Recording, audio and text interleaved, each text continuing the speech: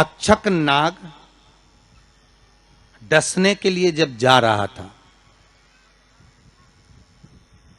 तब ब्राह्मण देवता जो जहर उतारना जानते थे, उनको लेकर राजा परीक्षित के पुत्रों ने अपने दूतों को भेजा था लाने के लिए कि एक ब्राह्मण ऐसे हैं कि वो तक्षक नाग का जहर उतार सकते हैं, वो तक्षक नाग के जहर को समाप्त कर सकते हैं, तो आप उनको लेकर आओ। और वो तक्षक नाग का जहर उतारने वाले उस ब्राह्मण को लेकर जा रहे थे। तो सर्प ने विचार करा, तक्षक नाग ने कि बताओ ये तो गजब का काम कर रहा, अगर ये ब्राह्मण पहुंच गया तो ये ब्राह्मण तो सर्प का जहर उतार देगा। तो सांप तक्षक नाग को ये चिंता लग गई कि मेरे को ही डसना है और मेरे ही जहर ये उतार देगा, और डसने अभी एक ही बार है और मरना चाहिए परीक्षित को श्राप लगा है, अब करूं तो करूं क्या। तो सर्प ने विचार करा कि मैं एक रूप रख कर जाता हूं और इस ब्राह्मण की परीक्षा लेता हूं।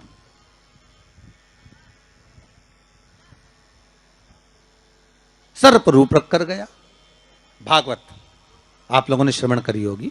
तो जब तक्षक रूप रख कर गया और उस ब्राह्मण के पास में जाकर पूछा कि ब्राह्मण देवता ये बताओ कि आप कहां जा रहे हो, तो ब्राह्मण बोला आपको नहीं मालूम, राजा परीक्षित को सांप डसने वाला है तक्षक नाग, और मैं जहर उतारना जानता हूं। अच्छा, आप जहर उतार दोगे? हाँ। तो किस लिए जा रहे हो? जहर उतारने के लिए। तो जहर उतारने क्यों जा रहे हो? तो कहा राजा है राजा, जब राजा का जहर उतारेंगे तो मुद्रा भी कितनी मिलेगी, आपको मालूम नहीं है क्या? अच्छा, ब्राह्मण देवता इसलिए जा रहे हो? हाँ। पर उसको तो किसी संत ने श्राप दिया। अरे तो श्राप संत ने दिया है, हम ब्राह्मण हैं, हमारा कर्म है किसी को बचाना, तो हम तो बचाएंगे। अच्छा, आप में इतनी सामर्थ्यता है कि आप तक्षक नाग का जहर उतार दो?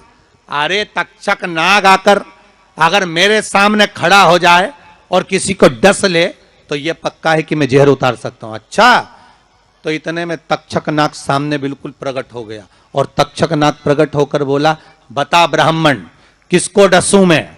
ब्राह्मण ने कह दिया तुम्हारी मर्जी पड़े उसको डसो। सामने एक पेड़ था, उस पेड़ को ब्राह्मण ने, उस तक्षक नाग ने डस लिया। अब तक्षक नाग ने उस पेड़ को डसा और डसने के बाद में वो पेड़ पूरा जल गया, पूरा जल गया। अब पेड़ तो जल गया, पर ब्राह्मण जो था जिसको परीक्षा देना थी, वो ब्राह्मण को यह नहीं मालूम था कि इस पेड़ पर एक संत बैठकर साधना कर रहा था, तपस्या कर रहा था, और जब वो पेड़ जला तो वो संत भी जल गया,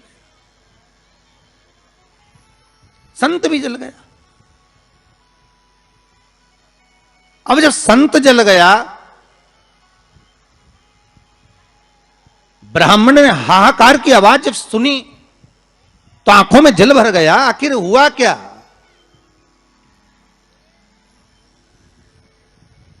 ये संत जल कैसे गया? तो कहा इसके जलने का कारण केवल इतना है कि अब आप जीवित करो, इस पेड़ को हरा भरा करो।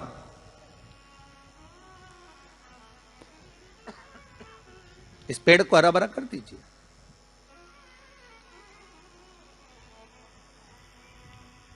और ब्राह्मण ने हाथ की अंजलि में जल लिया। हाथ की अंजलि में जल लेकर ब्राह्मण उस जल को पेड़ के ऊपर छींट रहे थे, तो सबसे पहले ब्राह्मण ने यह मन में सोचा कि भोलेनाथ शंभु त्रिकालदर्शी है, कैलाशी, कृपा ऐसी करना कि सबसे पहले जो पेड़ पर जो संत बैठा था वो जीवित होना चाहिए। जो वृक्ष पर संत बैठा है वो जीवित होना चाहिए।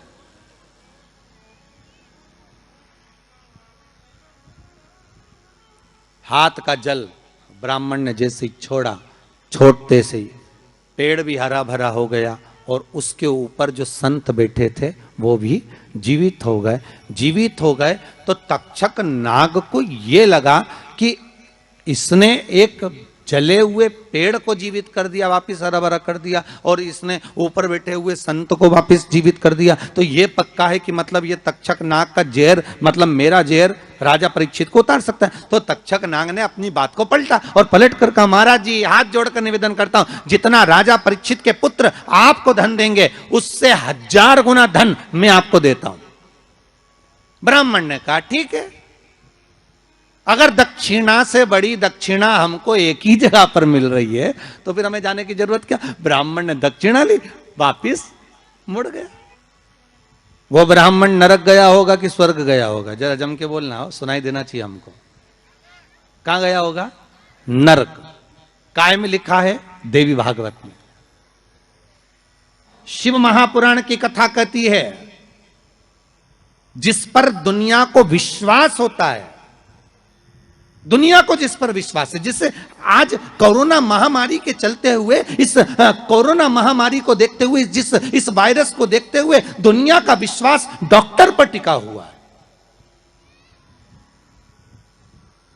औषधि देने वाले, दवाई देने वाले उन डॉक्टरों पर दुनिया का विश्वास टिका हुआ है। तो डॉक्टर का क्या फर्ज है? जैसे नाव चलाने वाले का फर्ज है कि बचाते बचाते भगवान करे भले तुम्हारे प्राण छूट जाते तो तुम्हें स्वर्ग मिल जाता। युद्ध के मैदान में सैनिक युद्ध करते करते मर जाता तो उसको वीरगति प्राप्त हो जाती। पर खुद के प्राण बचाने के चक्कर में आप दुनिया को धकेल दो, ये श्रेष्ठता नहीं।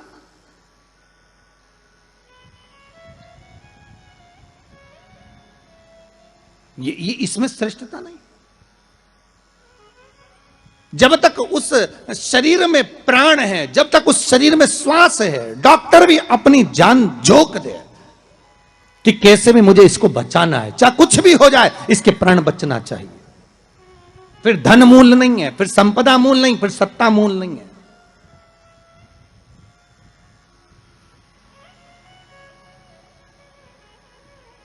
वो नाव चलाने वाले को 94 नरक भोगना पड़े।